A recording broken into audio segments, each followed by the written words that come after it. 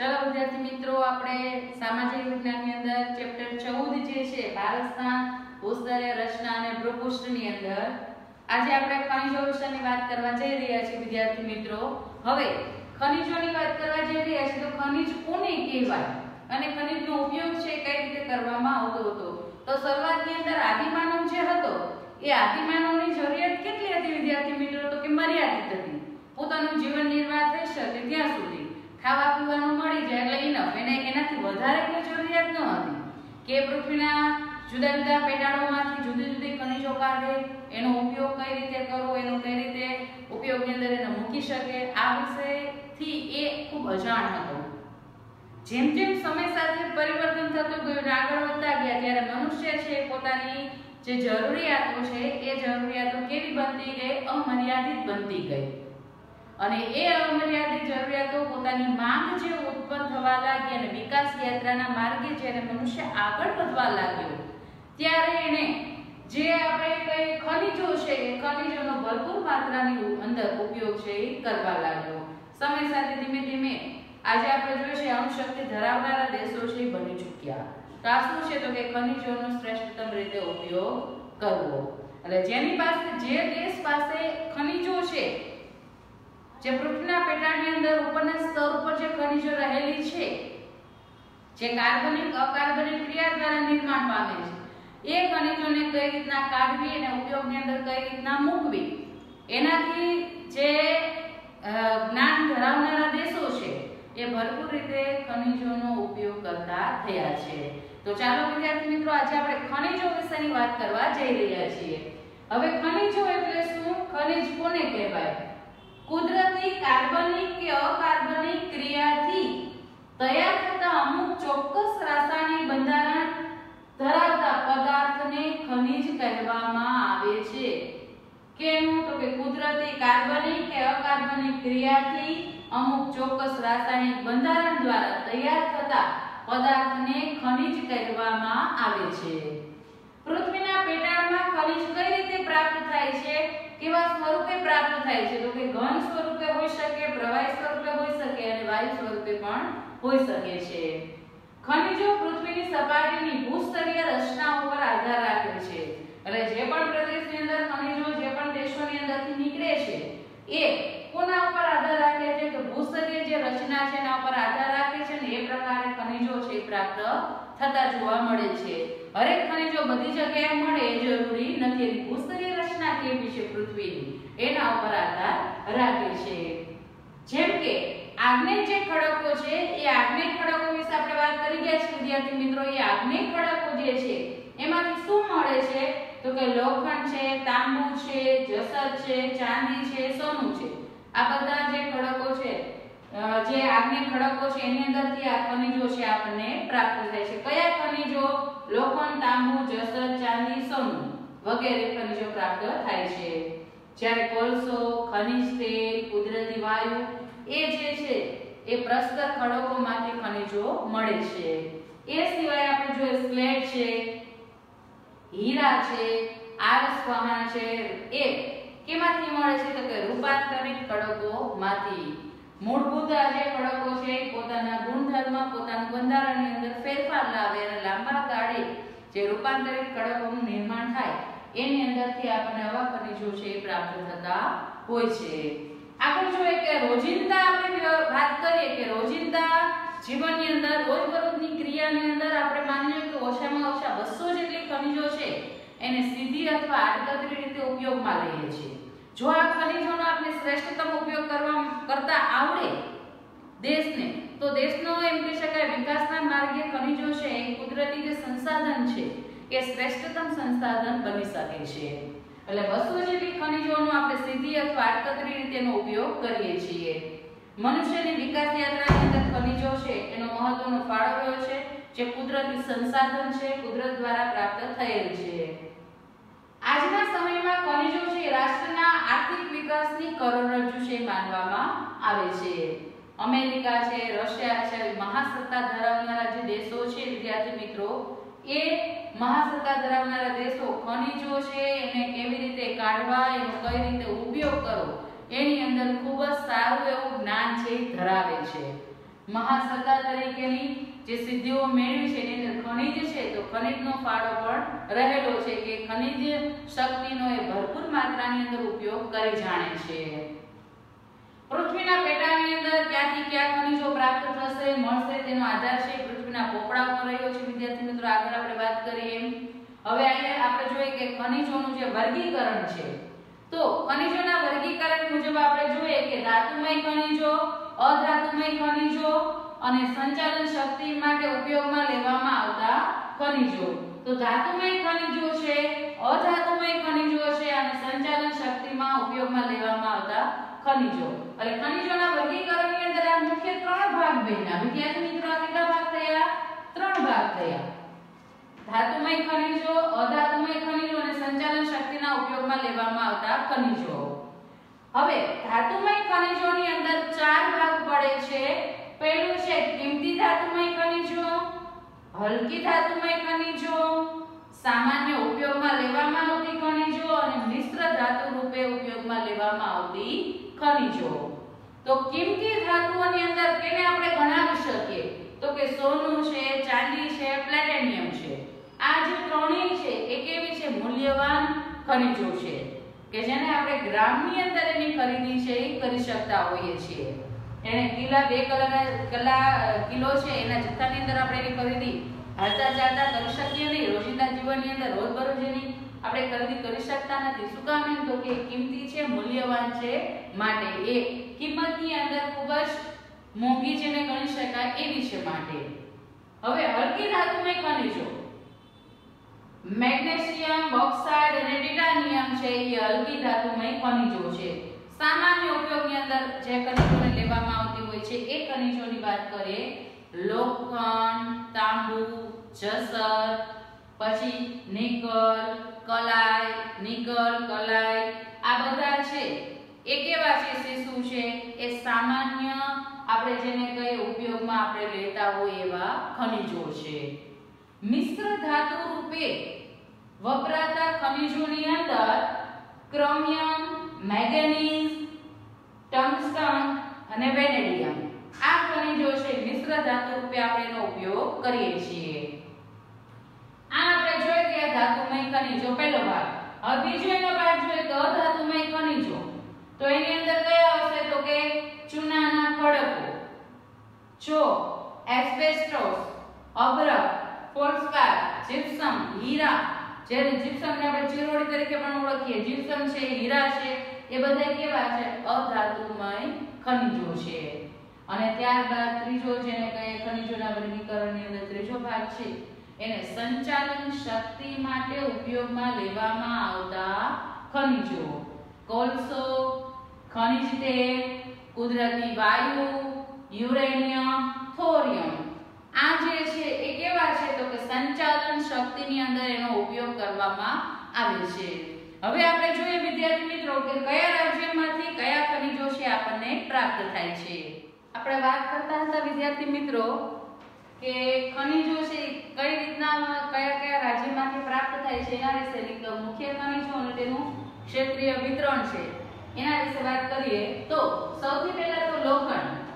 તો લોખંડ છે એ કયા રાજ્યમાંથી આપણને પ્રાપ્ત થાય છે? ઝારખંડ, છત્તીસગઢ, આંધ્રપ્રદેશ, ગોવા, ઓરિસ્સા, તમિલનાડુ, બિહાર, રાજસ્થાન, મધ્યપ્રદેશ અને કર્ણાટકની અંદર લોખંડ છે આપણને ભરપૂર માત્રાની અંદર મળે છે જેનો જુદો જુદો ઉપયોગ છે કરવામાં આવે છે.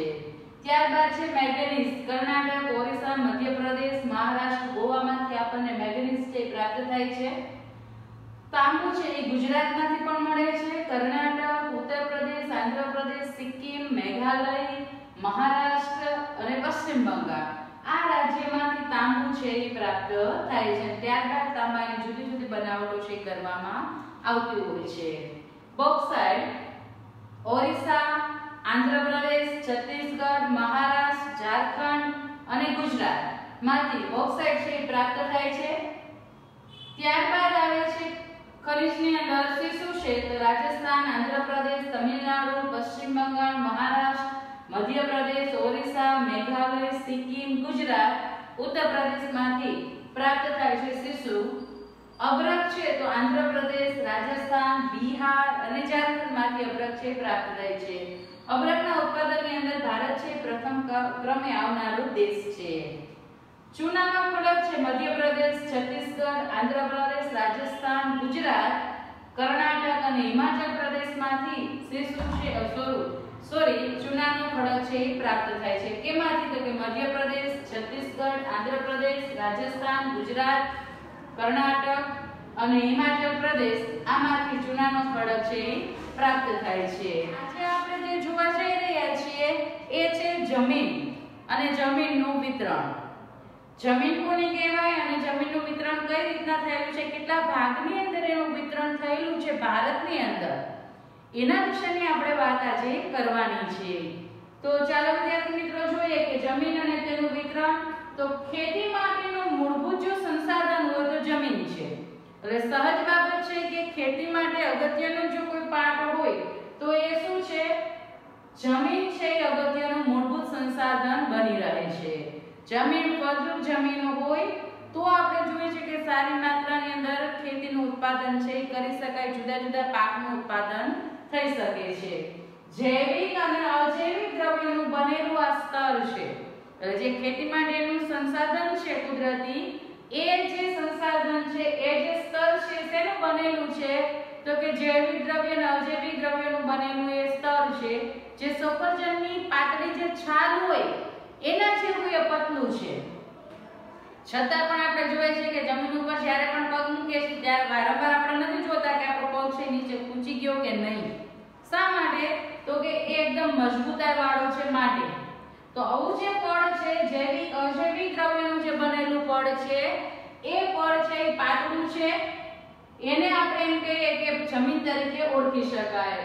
પૃથ્વીના પોપડા ઉપરના પાતળું જે સ્તર છે એને જમીન કહેવામાં આવે છે. પૃથ્વીના પોપડાના ઉપરના પાતળા સ્તરને એટલે સૌથી ઉપરનું પાતળું જે સફરજનની છાલ જેવું જેને કહીએ પાતળું જે સ્તર છે એ સ્તરને જમીન કહેવામાં આવે છે. હવે જમીન નિર્માણની પ્રક્રિયા, ઘણી વખત આ પ્રશ્ન વિદ્યાર્થી મિત્રો 2 માર્ક્સની અંદર પૂછાઈ શકે છે કે જમીન નિર્માણની પ્રક્રિયા વર્ણવો. તો કોને કહેવાય જમીન નિર્માણની પ્રક્રિયા? તાપમાનના મોટા ફેરફારો, વરસાદ, હિમ, હવા, વનસ્પતિ, જીવજંતુઓ વગેરે પરિબળોની અસરથી ખડકોનું ખવાણ થાય. કોની અસરથી? તો કે તાપમાનના અંદર મોટા ફેરફારો થતા હોય, વરસાદ છે, હિમ છે, હવા છે, વનસ્પતિ છે, જીવજંતુઓ છે, આ વગેરે પરિબળોની અસરથી જમીન જે છે ખડકો જે છે એ ખડકનું ખવાણ થાય છે. ખડકોનું ખવાણ થાય અને તેના ખડકોની ઉપરની જે ખડકો છે એનો થોડો થોડો કરી અને ભૂકો બની જતો હોય છે. અને જે ખડકો ભૂકો બને છે એ ભૂકો થયેલા ખડકો ભૂમિ આવરણની રચના થાય. તો કે એની અંદરથી ભૂમિ છે એ રચાય છે. તેમાં ખડકોના ટુકડા, કાંકરા, માટી, રજ વગેરે છે ભળી જાય છે, જેને રેગોલિથ તરીકે ઓળખવામાં આવે છે. જેમાં જૈવિક દ્રવ્યો, હવા અને પાણી ભળે છે.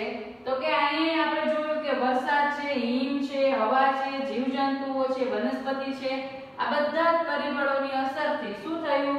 તો કે ખડકોનું ખવાણ થયું. આ ખડકો છે એના ઉપરનું જે પડ છે એ ભૂકો બને છે. ભૂકો થાય છે અને એની ભૂમિ છે એની આવરણ છે એ રચાય છે. ભૂમિનું આવરણ થાય છે અને આ ખડકોની અંદર બીજું ભળે છે શું? તો કે જુદા જુદા ટુકડાની અંદર એક ખડકો વિભાજિત થયા, જેની અંદર કાંકરા ભળ્યા, માટીના કણ ભળ્યા, રજ ભળે છે અને વગેરે જે ભળે છે કરે છે એને રેગોલિથ કહેવામાં આવે છે. તેમાં જૈવિક દ્રવ્યો અને હવા, પાણી ભળે ત્યારે જમીન બને છે. આ છે જમીનની નિર્માણની પ્રક્રિયા. તો હવે આપણે વાત કરવા જઈ રહ્યા છીએ કે ભારતમાં જમીનના પ્રકારો. ભારતની અંદર જમીનના કેટલા પ્રકારો પાડવામાં આવ્યા છે એના વિશેની આપણે વાત કરીએ. તો માત્ર જો પ્રકારો વિશે તમને પૂછવામાં આવે તો 2 માર્ક્સની અંદર આ પ્રશ્ન આવી શકે કે જમીનના પ્રકારો દર્શાવો. પ્રકારો પૂછ્યા છે તો માત્ર પ્રકારોના નામ જ દર્શાવવાના રહેશે, પરંતુ જમીનના પ્રકારોના નામ અને સાથે કોઈ એક જમીન વિશે વિસ્તૃત માહિતી આપો એવું લખેલું હોય તો તમારે પ્રકારોના પહેલા નામ દર્શાવવા પડે અને ત્યારબાદ જે પણ જમીન તમને પૂછી છે એ જમીન વિશે વિસ્તૃત તમારે લખવાનું રહે.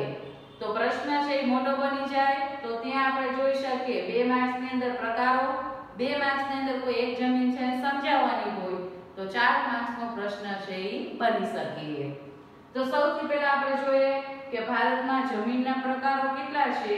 તો ભારતની અંદર જમીનના પ્રકારો આમ જોઈએ તો 8 પ્રકારની જમીન છે આપણને જોવા મળે છે, પરંતુ તમારે જે ભણવાના છે વિદ્યાર્થી મિત્રો એ માત્ર તમારે 6 પ્રકારની જમીન છે ને ભણવાની છે.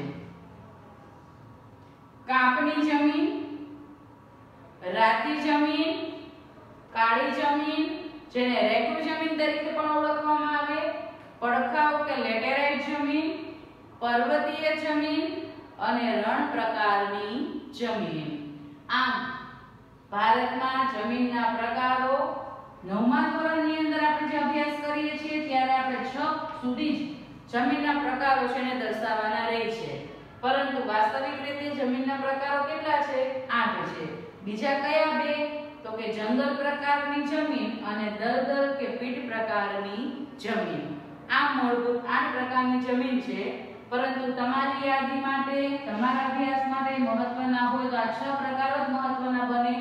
કાપની જમીન, કાળી જમીન, પર્વતીય જમીન, રાતી જમીન, પડખાવ જમીન કે રણ પ્રકારની જમીન. આમ જમીનોના 6 પ્રકાર જેને કહીએ એ 6 પ્રકાર મૂળભૂત પડતા જોવા મળે છે. તો સૌથી પહેલું આપણે વાત કરીએ કાપની જમીન. કાપની જમીન છે એના 2 પ્રકાર પડતા જોવા મળે છે. કાપની જમીનના 2 પ્રકાર પડે છે, એક તો ખદ્દર અને બીજું છે બાંગર. નદીઓના નિક્ષેપથી તૈયાર થતા નવા કાપની જમીનને હવે જો શું વાત કરે છે કે નદીઓના નિક્ષેપથી. નદી છે, હિમ નદી હોય, નદી હોય, પવન હોય, દરિયાઈ મોજા હોય, એ પરિબળો છે જે પણ જગ્યાએ કાપ પાથરી અને પથરાટ જે કરે છે એને નિક્ષેપણ કહેવામાં આવે છે. એટલે નદીઓના નિક્ષેપથી તૈયાર થતી નવા કાપની નદી પોતાની સાથે દર વર્ષે જે નવો કાપને લઈને આવે છે એ કાપની જમીન એટલે નવો કાપ હોય તો એને ખદ્દર કહેવામાં આવે છે.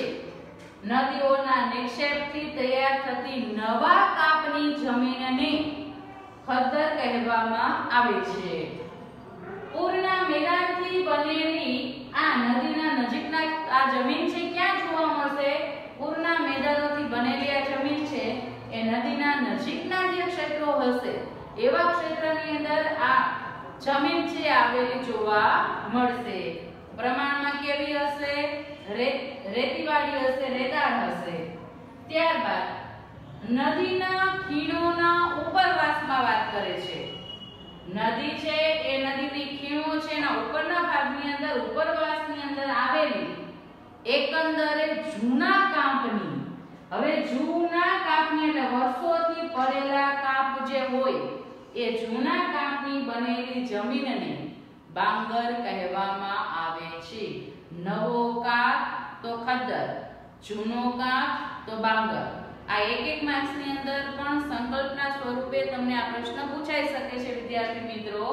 તો અહીં શું કીધું છે કે નદીઓના ખીણના ઉપરવાસમાં આવેલી જૂના કાપની જમીનને બાંગર કહેવામાં આવે છે. હવે આ બાંગર જે જમીન છે કેવી છે તો કે ચીકણી ઘેરા રંગની કાપની જમીન હોય છે. એટલે કાપની જમીન એકંદરે કેવી હોય છે તો કે ચીકાશવાળી હોય, એકદમ ડાર્ક કલર ઘેરા રંગની એ જોવા મળતી હોય છે. અને સૌથી વધારે પ્રમાણની અંદર કાપની જમીન ભારતના બહુ મોટા વિસ્તારોની અંદર પથરાયેલી જોવા મળે છે. કાપની જમીન ફળદ્રુપતાની દ્રષ્ટિએ પણ મહત્વની બનતી હોય છે. જમીનની ફળદ્રુપતા છે એ જુદા જુદા પ્રદેશોની અંદર જુદી જુદી હોય. જમીનની ફળદ્રુપતા એક જગ્યાએ વધુ ઉત્પાદન મેળવતી હોય તો બીજી જગ્યાએ ઓછું પણ ઉત્પાદન મેળવતી હોય. એટલે જમીન છે એની ફળદ્રુપતા છે એ જુદા જુદા વિસ્તારોની અંદર ભિન્ન ભિન્ન આપણને જોવા મળતી હોય છે. પંજાબ, બિહાર, ઉત્તર પ્રદેશ, પશ્ચિમ બંગાળ આ જે રાજ્યો છે જ્યાં કાપની જમીન આવેલી છે, પંજાબ, બિહાર, ઉત્તર પ્રદેશ, પશ્ચિમ બંગાળ, એનો મતલબ એવો નથી કે બીજા રાજ્યની અંદર ન હોય, પરંતુ વધુ પ્રમાણની અંદર ક્યાં જોવા મળે છે? પંજાબ, બિહાર, ઉત્તર પ્રદેશ અને પશ્ચિમ બંગાળ.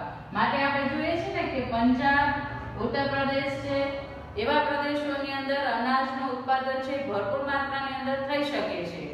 શા માટે? તો કે બારમાસી નદીઓ છે એ વહેતી જોવા મળે, પાણી છે એ ભરપૂર જોવા મળશે અને જમીન પણ એને કાપની છે વધુ પ્રમાણની અંદર નદીઓ વહેતી જોવા મળતી હોય બારમાસી. તો સ્વાભાવિક છે કે દર વર્ષે નવો કાપ એ લાવે અને વર્ષોથી પડેલો કાપ એ હોય જૂનો કાપ. એટલે ખદ્દર જમીન પણ હોય અને બાંદર જમીન પણ હોય. માટે આપણે જોઈએ કે કાપની જમીન છે ત્યાં જોવા મળે છે અને જેના કારણે ઉત્પાદનનું પ્રમાણ પણ વધારે જોવા મળે છે. જ્યાં 5 નદીઓનો સંગમ હોય એવું પંજાબ જે છે એ પંજાબની અંદર આપણે જોઈએ કે ભાઈ ઘઉંનું ઉત્પાદન ભરપૂર માત્રાની અંદર ત્યાં થતું જોવા મળે છે. ઘઉં છે, ઘઉં, ચોખા, શેરડી, શણ, કપાસ આ વગેરેનું વાવેતર કરવામાં આવે છે અને વધારે માત્રાની અંદર એનું ઉત્પાદન કરવામાં આવે છે. હવે આ જે જમીન છે કાપની જમીન એ ભારતના 43% ભાગની અંદર પથરાયેલી છે. 43% ભાગ છે એ રોગથી જોવા મળે છે કાપની જમીન.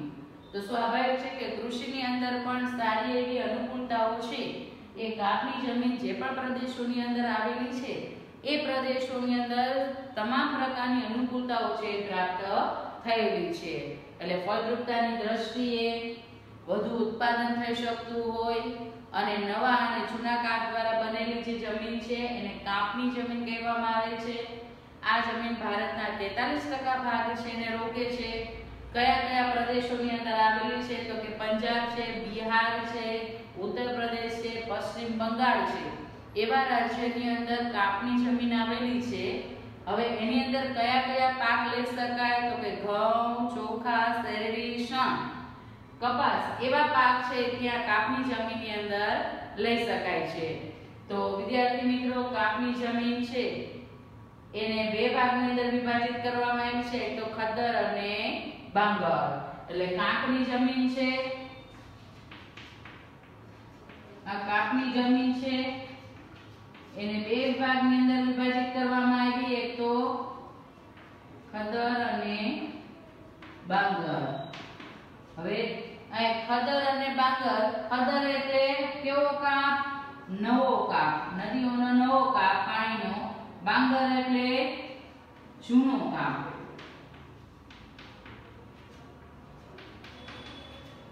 ત્યારબાદ એ કેવી હોય છે? તો કે ચીકણી અને ઘેરા રંગની હોય છે અને ભારતના બહુ વધારે વિસ્તારની અંદર એ પથરાયેલી છે. પરંતુ અહીંયા જમીનની ફળદ્રુપતા છે એ જુદા જુદા પ્રદેશની અંદર જુદી જુદી પણ જોવા મળે છે. તો વિદ્યાર્થી મિત્રો અહીંયા કાપની જમીન જ માત્ર જો તમને પૂછ્યું છે કે કાપની જમીન વિશે સમજાવો, જમીનના પ્રકાર દર્શાવો, તો પહેલા 6 પ્રકાર દર્શાવી દેવાના. આ બે પ્રકાર છે તમારા માટે અગત્યના બનતા નથી. તમારે માત્ર 6 પ્રકાર છે એને યાદ રાખવાના રહે છે. જો આને રાખો તો એ વધારે સારું યાદ રહી શકતું હોય તો એ વધારે સારું ભણી શકાય. પરંતુ તમારા અભ્યાસ પ્રમાણે ધોરણ 9 ની અંદર 6 પ્રકાર છે મહત્વના બને છે. તો એના 6 પ્રકાર છે ને દર્શાવી દેવાના અને ત્યારબાદ આપણે કાપની જમીન છે તો કાપની જમીન વિશેની આટલી માહિતી જો તમે લખો તો તમને પૂરા માર્ક્સ છે પ્રાપ્ત થઈ શકે. તો વિદ્યાર્થી મિત્રો આપણે જોઈ ગયા ભારતના જમીનના પ્રકારો. એની અંદર કાપની જમીન જોઈ ગયા, જમીન અને તેનું વિતરણની અંદર આપણે જમીન નિર્માણની પ્રક્રિયા જોઈ, જમીનના પ્રકારો જોયા અને જમીનના પ્રકારોની અંદર કાપની જમીન જે છે એ કાપની જમીન વિશે આપણે અભ્યાસ કર્યો. હવે આપણે કાળી જમીન જે છે એ કાળી જમીન વિશેનો અભ્યાસ કરશું. જમીન છે તો જમીનના મુખ્ય પ્રકારો કેટલા છે? તો મુખ્ય પ્રકારો કેટલા છે? 6 છે. આમ જોઈએ તો પ્રકારો 8 છે, પરંતુ તમારા અભ્યાસની અંદર કેટલા છે? 6 પ્રકારો છે. કાપની જમીન, કાળી જમીન, રાતી જમીન, પડખાવ લેટેરાઇટ જમીન, પર્વતીય જમીન અને રણ પ્રકારની જમીન. આ મુખ્ય 6 પ્રકારો છે પડે છે, જેની અંદર પ્રથમ પ્રકાર છે કાપની જમીન. એના વિશે આપણે અભ્યાસ કરી ચૂક્યા છીએ. જેની અંદર જોયું હોય તો આપણે જોયું કે 43% ભાગ છે એનો કે છે ભારતનો. 43% ભાગની અંદર એ પથરાયેલી છે. ભારતનો વધુ વિસ્તાર છે, ક્ષેત્રફળની દ્રષ્ટિએ વધુ વિસ્તાર છે એવો કે છે કાપની જમીન. નદીઓ છે એ નદીઓનો નવો અને જૂનો કાપ છે એ મહત્વની ભૂમિકા અદા કરે છે. એની અંદર ઘેરા રંગની હોય છે. આ કાપની જમીન ફળદ્રુપતાની દ્રષ્ટિએ પણ મહત્વની બને છે.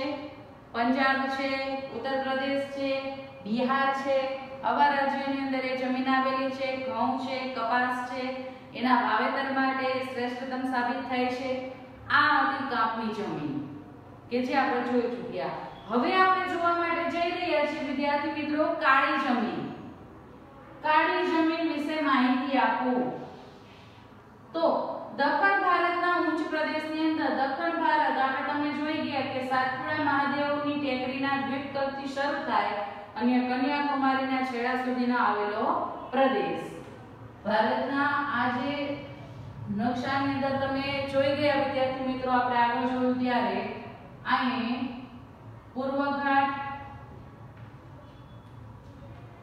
જોયું હતું. આ જે ભાગ છે દક્ષિણના ઉચ્ચ પ્રદેશનો ભાગ છે. તો દક્ષિણના ઉચ્ચ પ્રદેશની વાત કરવામાં આવે છે. અહીં આવેલા રાજ્યો જે છે એ રાજ્યની અંદર અહીં કાળી જમીન છે એ આવેલી છે. દક્ષિણ ભારતના ઉચ્ચ પ્રદેશોમાં મહારાષ્ટ્ર, પશ્ચિમી મધ્યપ્રદેશ, જો આખું મધ્યપ્રદેશની વાત કરવામાં નથી આવતી, પરંતુ મધ્યપ્રદેશનો પશ્ચિમ જે ભાગ છે એ પશ્ચિમ ભાગની અંદર કાળી જમીન આવેલી છે. ઉત્તર કર્ણાટકનો ઉત્તરનો ભાગ જેની અંદર કાળી જમીન આવેલી છે. આંધ્રપ્રદેશ, તેલંગાણા, તમિલનાડુ અને ગુજરાત. ગુજરાતની અંદર સુરત છે, ભરૂચ છે, બરોડા છે, તાપી છે, ડાંગ છે, એવા પ્રદેશોની અંદર કાળી જમીન છે જોવા મળે છે. સૌરાષ્ટ્રનો પ્રદેશ છે જ્યાં કાળી જમીન આપણે જોઈ શકીએ છીએ. આ કેમાંથી બનેલી છે તો કે રૂપાંતરિત ખડકોમાંથી કાળી જમીન છે એ બનેલી છે. રૂપાંતરિત ખડકો જે આપણે જોઈ ગયા કે આગ્નેય અને પ્રસ્તર ખડકો પોતાના ગુણધર્મ, મૂળભૂત ગુણધર્મો છે, બંધારણ છે એની અંદર ફેરફાર લાવે છે અને રૂપાંતરિત ખડકોમાં પરિવર્તન પામે છે. તો આ રૂપાંતરિત ખડકોમાંથી કાળી જમીનનું નિર્માણ થયેલું છે. તે કેવી હોય છે તો કે કસદાર હોય અને ચીકણી હોય. કાળી જમીન છે કસદાર છે અને ચીકણી છે, લચીલી તમને જોવા મળશે. ત્યારબાદ તે ભેજને લાંબા સમય માટે સંગ્રહ કરવાની શક્તિ છે ધરાવે છે. તો કે લાંબા સમય સુધી ભેજ છે નો એ સંગ્રહ કરી શકે છે. કપાસના પાક માટે કાળી જમીન છે ખૂબ જ અનુકૂળ સાબિત થાય છે. સારી એવી અનુકૂળતા છે ધરાવે છે, માટે એને કાળી જમીન છે એને કપાસની જમીન તરીકે પણ ઓળખવામાં આવે છે. એટલે કાળી જમીનને બીજા કયા નામથી ઓળખવામાં આવે છે તો કે કપાસની જમીન તરીકે ઓળખવામાં આવે છે, અથવા તો એને રેગુર પણ કહેવામાં આવે છે. રેગુર જમીન તરીકે પણ એ ઓળખાય છે. લોહ, ચૂનો, કેલ્શિયમ, એલ્યુમિનિયમ, મેગ્નેશિયમ અને કાર્બોનેટનું પ્રમાણ છે એ આ જમીનની અંદર વધુ હોય છે. ભેજ સુકાઈ જાય, જમીનની અંદર ભેજ સુકાઈ જાય એટલે વિદ્યાર્થી મિત્રો તમે જોયું હશે કે ઉનાળાનો જે સમયગાળો હોય અને જે આપણે વિસ્તારની અંદર રહીએ છીએ ત્યાં ક્યારેક તમે જોયું તો જમીનની અંદર પાણી ન હોય, ત્યારે આપણે જોઈએ છે કે જમીનનો જે ભાગ છે એ જમીનના ભાગની અંદર તમને આમ તિરાડો પડેલી જોવા મળશે અથવા તો ચોસલા પડી ગયેલા જોવા મળશે. તિરાડો અને ચોસલા છે જે પડી જાય છે શું કામ? તો કે પાણી જ્યારે જમીનને પૂરતા પ્રમાણની અંદર ન મળ્યું હોય ત્યારે તિરાડો પડે છે અથવા તો ચોસલા છે પડી જતા જોવા મળે છે. પરંતુ જેવું છે એને પાણી મળશે એટલે ફરીથી ચીકણી બની જશે, ફરીથી પાછી એ ચીકણી બની જતી જોવા મળશે. એટલે ભેજ સુકાતા ફાટો પડે અથવા તો તિરાડો પડતી જોવા મળે છે. કયા પાકો છે એ કાળી જમીનની અંદર લઈ શકાય છે? તો કપાસનું વાવેતર થઈ શકે. કપાસ મુખ્ય છે. શું કામ? કારણ કે કાળી જમીનને કપાસની જમીન પણ કહીએ છીએ. કપાસના પાક માટેની તમામ અનુકૂળતાઓ છે એ કાળી જમીનની અંદર જોવા મળે છે. માટે કપાસ, અળસી, સરસવ, મગફળી, તમાકુ, અડદ વગેરે પાકો છે આની અંદર લઈ શકાય છે કાળી જમીનની અંદર. જે પ્રદેશની અંદર જેનું વાવેતર કરવામાં આવતું હોય એ પ્રદેશોની અંદર રોજિંદા ઉપયોગની અંદર પણ એ જ વસ્તુ છે એ લેવામાં આવતી હોય છે. આપણે જોઈએ છે કે આપણા પ્રદેશની અંદર કપાસનું વાવેતર વધુ થાય છે, તો આપણે જોઈએ કપાસનું તેલ છે એને આપણે ખોરાક તરીકે ખોરાકની અંદર ઉપયોગમાં લઈએ છીએ. એ જ રીતના મગફળીનું તેલ પણ આપણે લઈએ છીએ. એટલે જે પ્રદેશની અંદર જેનું વાવેતર થાય છે એને ખોરાકની અંદર સમાવવામાં આવે છે. તો આ હતી કાળી જમીન. 2 માર્ક્સની અંદર કાળી જમીન છે એના વિશેની માહિતી છે પૂછી શકાય. તો દક્ષિણ ભારતના ઉચ્ચ પ્રદેશથી શરૂ થાય છે. પ્રદેશોના મહારાષ્ટ્ર, પશ્ચિમ મધ્યપ્રદેશ, ઉત્તર કર્ણાટક, આંધ્રપ્રદેશ વગેરે રાજ્યો, તેલંગાણા છે, તમિલનાડુ છે, ગુજરાત છે, એવા રાજ્યની અંદર કાળી જમીન આવેલી છે. રૂપાંતરિત ખડકોમાંથી બનેલી છે. કુલ ક્ષેત્રફળના 15% ભાગ છે એ રોકે છે કાળી જમીન. એટલે ઓછા પ્રમાણની અંદર કાળી જમીન છે જોવા મળે છે. તે કસદાર અને ચીકણી હોય છે. ભેજને લાંબા સમય માટે સંગ્રહી શકે છે. તેમજ આપણે જોઈએ કે ફળદ્રુપ હોય છે. કપાસના પાક માટે ખૂબ જ અનુકૂળતા ધરાવે છે, માટે એને કપાસની જમીન તરીકે પણ ઓળખવામાં આવે છે અથવા એને રેગુર જમીન તરીકે પણ ઓળખવામાં આવે છે. લોહ, ચૂનો, કેલ્શિયમ, એલ્યુમિનિયમ, મેગ્નેશિયમ કાર્બોનેટના પ્રમાણ છે વધુ જોવા મળે છે. ભેજ સુકાઈ જાય ત્યારે ફાટો પડી જાય, તિરાડો પડી જાય છે. કપાસ, અહીંયા ખાસ કરીને કયા પાક માટે ઉપયોગી છે? કપાસ છે, સરસવ છે, અળસી છે, મગફળી છે, તમાકુ છે, અડદ છે વગેરેના પાક માટે ખૂબ જ સારી એવી સાબિત થાય છે. હવે વિદ્યાર્થી મિત્રો આપણે ત્રીજો ભાગ છે જોવા જઈ રહ્યા છીએ. જમીનના પ્રકારનો ત્રીજા ભાગની અંદર રાતી જમીન. કાપની જમીન જોઈ ગયા, કાળી જમીન જોઈ ગયા અને હવે આપણે જોવા માટે જઈ રહ્યા છીએ રાતી જમીન. તો રાતી જમીન છે એ 90% ભાગની અંદર કુલ ક્ષેત્રફળના 90% ભાગની અંદર ભારતના રાતી જમીન છે આવેલી છે. આગ્નેય અને રૂપાંતરિત ખડકોની અંદર એનું નિર્માણ થયેલું છે, એના દ્વારા એનું નિર્માણ થયેલું છે. એમાંથી આ જમીન રાતી જમીન છે બનેલી છે. દક્ષિણના દ્વીપકલ્પમાં તમિલનાડુથી ઉત્તરની અંદર આવેલું બુંદેલખંડ ના પૂર્વ રાજમહેલની ટેકરીઓ, પશ્ચિમ રાજમહેલ ત્યાં દક્ષિણની અંદર દ્વીપકલ્પમાં તમિલનાડુથી ઉત્તરમાં બુંદેલખંડ સુધી પથરાયેલી છે આ જમીનનો વિસ્તાર. પૂર્વની અંદર રાજમહેલની ટેકરીઓ, પશ્ચિમની અંદર કચ્છ ભાગની અંદર, રાજસ્થાનની અંદર રાતી જમીન છે આવેલી જોવા મળે છે. રાજસ્થાનની અંદર ઉદયપુર છે, ચિત્તોડગઢ છે, ડુંગરપુર છે, આવા પ્રદેશોની અંદર રાતી જમીન છે આપણને જોવા મળે છે. આ જમીનમાં ફેરિક ઓક્સાઇડની હાજરીના લીધે ફેરિક ઓક્સાઇડ છે ની હાજરી છે આ જમીનની અંદર, માટે એનો કલર છે એ રાતા રંગનો આપણને દેખાય છે. ઉપરના ભાગની અંદર રાતા રંગની જોવા મળે, નીચે ઊંડાણની અંદર જોઈએ તો એ પીળો રંગ છે ધારણ કરે છે. નીચે છતાં એ પીળા રંગની અંદર ફેરવાઈ જતી જોવા મળે છે. લોહ તત્વ, સેન્દ્રિય તત્વોના લીધે તેનો રંગ છે કેવો છે? રાતો રંગ છે. હવે કયા પ્રદેશોની અંદર જોવા મળે છે? તો કે ગોવા, તમિલનાડુ, કર્ણાટક, આંધ્રપ્રદેશ, ઝારખંડ વગેરે રાજ્યની અંદર રાતી જમીન છે એ આવેલી છે. કયા પાકો છે એની અંદર લઈ શકાય? તો કે બાજરી. એટલે આપણે જોતા હોય છે કે રાજસ્થાનના પ્રદેશોની અંદર બાજરીનું વાવેતર છે વધુ પ્રમાણની અંદર કરવામાં આવે છે. તો સ્વાભાવિક છે જેનું વાવેતર કરવામાં આવતું હોય એ મુખ્ય ખોરાક તરીકે પણ હોય, માટે આપણે જોઈ છે કે દાળ બાટી છે, બાજરીનો રોટલો છે એ રાજસ્થાનનું ખાણું છે જોવા મળે આપણને. એટલે બાજરીનું પ્રમાણ છે એ વધુ હોય છે, તેનું ઉત્પાદન વધુ થાય છે, માટે રૂટીન જેનું રોજિંદુ ખાણું છે એની અંદર બાજરાનો રોટલો છે, બાજરીનો રોટલો છે એ મુખ્ય ખોરાક તરીકે લે છે. એટલે બાજરી છે, બટેટા છે, ઘઉં છે, જુવાર છે, આવા પાકો છે ક્યાં થતા જોવા મળે છે, એનું વાવેતર કરવામાં આવે છે, ઉત્પાદન કરવામાં આવે છે. એટલે આ હતી રાતી જમીન. રાતી જમીન ભારતના કુલ ક્ષેત્રફળની અંદર કેટલા ભાગની અંદર જોવા મળી? તો કે 19% ની અંદર. કયા ખડકોમાંથી નિર્માણ પામી છે? આગ્નેય અને રૂપાંતરિત ખડકોમાંથી. દક્ષિણના દ્વીપકલ્પની અંદર આપણે વાત કરીએ તો તમિલનાડુથી ઉત્તરની અંદર આવેલું બુંદેલખંડ સુધી એ પથરાયેલી છે. પૂર્વની અંદર રાજમહેલની ટેકરીની અંદર આ જમીન આવેલી છે. પશ્ચિમની વાત કરીએ તો કચ્છ, રાજસ્થાનના પ્રદેશોની અંદર આ જમીન આવેલી છે. આ જમીનની અંદર ફેરિક ઓક્સાઇડનું પ્રમાણ છે, જેના લીધે રાતા રંગની છે. તેમજ લોહ તત્વ અને સેન્દ્રિય તત્વોના લીધે એનો રંગ છે કેવો છે? રાતો રંગ છે. હવે રાતા રંગની જમીન છે એ નીચે જતા કેવા રંગની બને છે? પીળા રંગની અંદર એ ફેરવાઈ જતી જોવા મળે છે. કયા રાજ્યની અંદર આવેલી છે? તો કે ગોવા છે, તમિલનાડુ છે, કર્ણાટક છે, આંધ્રપ્રદેશ છે, ઝારખંડ છે, એની અંદર આ જમીન આવેલી છે. બાજરી, બટેટા, જુવાર અને ઘઉં માટે સારી એવી અનુકૂળતા છે આ ધરાવે છે.